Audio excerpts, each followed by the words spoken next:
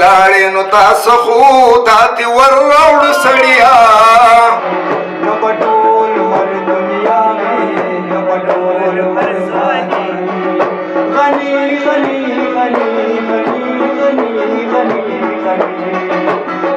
نشی مشی غزل مزل شراب مراب قصه ده زما په حق لخار کې د خراب مراب قصه ده ډیر څه ویل غواړم خو څه وکم ویلی شم خیال یې راله هم په زنځیرونو کې تړلی دی سوات مټه بردرشخیله کې د مشال ادبي سنگر پښتونخوا او د مشال ټي وي چینل د سوري لاندې د اختریز بنډار او سپرلیوالې مشاعرې تابع شوې وه د محمد ابراهیم بیدروال په صدارت کې او د محمد حنیف قیس په مشرۍ کې په ښه ډول سرته ورسېده د مشر کوربه په حیث پکې ساګر تنقیدي د خصوصي میلمه په حیث پکې حاجی تلودان خان او د اعزازي میلمه په حیث پکې د کراچۍ نه راغلي میلمه سید احمد ګل په خپله درنه ناسته دستورې ته ښکلا بخلې وه دا دستوره په دریو برخو کې ویشله شوې وه وړاندۍ برخه کې اختریز بنډار د پښتون ثقافت او روایاتو سره سم د ټنګ ټکور په شکل کې وړاندې کړی شو سائل اجول بوی تقل بوی ترنگ بوی سا سائل اجول بوی تقل بوی ترنگ بوی سا چه پسندروں کے اوزی کردن غارو نکو محسر فکر چیچی او بلتا زارو نکو ازارو نکو د غونډې باقاعده پیل د روزي خان بابا په غږ په تلاوت کلام پاک سره وکړه شو چې د نظامت چارې حمید الرحمن همدرد او امجد علي سورجوار په وار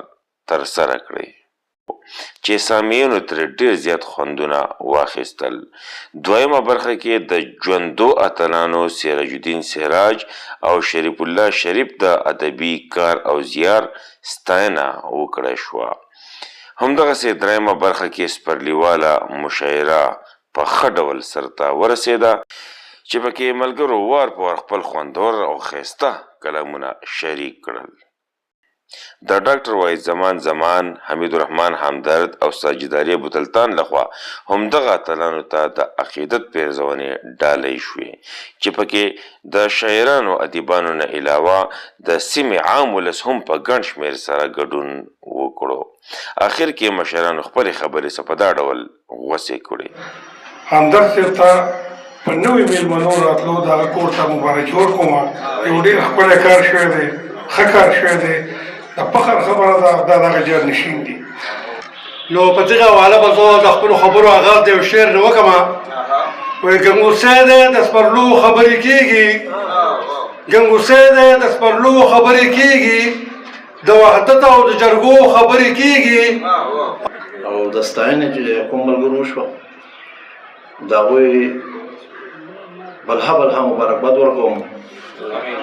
او دا زمونږ د دوشخیلې د بره دوشخیله یو بختور کلی دی چې داسې ځوانان پکې الله پاک پیدا کړل چې هغه زمونږ نوم په ټوله دنیا کې روښانه کوي نن که موږ دلته پروګرام کوو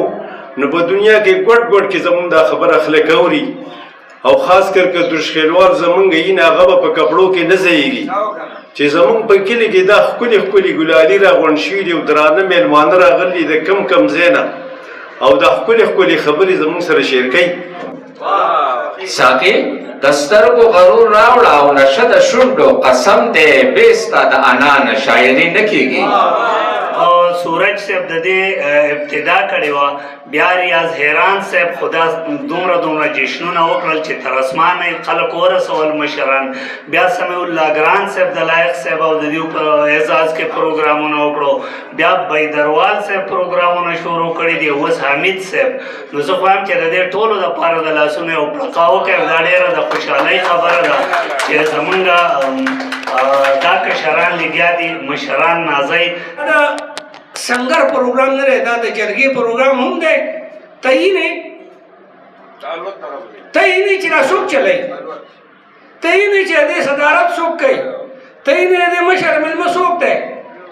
مونږ دا شی ختم کړی دی مونږ دا کیسې ختمې کړي دي زه دې خپلو مشرانو ته دا وایم چې تاسو کار کړی دی ستاسو د کار نه سترګې نه پټېږي څوک چې کار وکړي هغه پټېږي نه ستاسو کار نه پټېږي او نه ستاسو نه څوک سوځي که زه ستاسو نه اوسېدلی شم نو آیا ستاسو هغه کار به ما ته راشي ما ته نه راځي زه به په خپل کار یادېږم او ته به په خپل کار یادېږې موږ ستاسو د ټولو مشرانو قدر کوو دا تنظیمونه ټول په شریکه ستاسو زموږ مشران یې او دا تنظیمونه ټول په شریکه ستا دي یو کال وشو چې همدرد صاحب د مشال تنظیم نه وتی دی نن هم هغه مشال تنظیم د سنګر تنظیم کې مشترک دی په شراکت دی تشمار که په دې کې د مشال څومره کسان دي د یو تنظیم پکې دومره نشته لکه د مشال چې پکې ناست دي ولې چې موږ دغه شی ختم کړی دی نو زه د خپلو مشرانو ته وایم چې د خدای او د رسول منئ او د دې کشرانو نه عبرت واخلئ د دې کشرانو د غټو غټو سنو ته وګورئ دا د شک مزاجي ختم کړي دی بل نه کله چا په زړه کې په بل پسې خبرې کولې اراده یې هغه هم ختمه کوي موږ کشران یو که یوه ورځ ستاسو نه کشر یو نو انشاءالله زموږ دا ایمان او دا غیرت دی چې د دغې یوې ورځې مشرې به موږ ستاسو خاطر کوو حمید الرحمن همدرد مشال ټي وي بردرشخیله مټه سوات